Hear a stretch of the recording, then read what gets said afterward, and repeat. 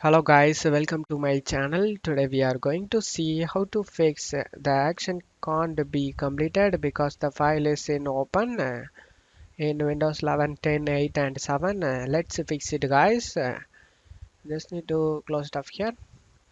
Go to search menu and type resmon dot exe. Comes up resmon.exe. Run command, click on open it. In here you just need to go to CPU tab and you just need to right click on the file you are getting this error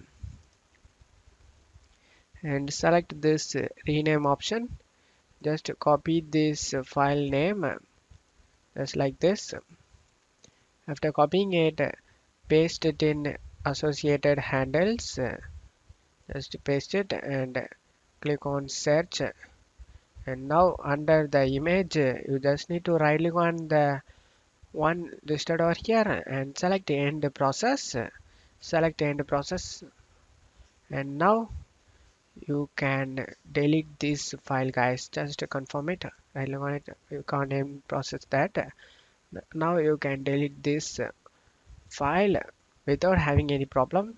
And that's it for today's video guys. Give me a like and subscribe. Thank you.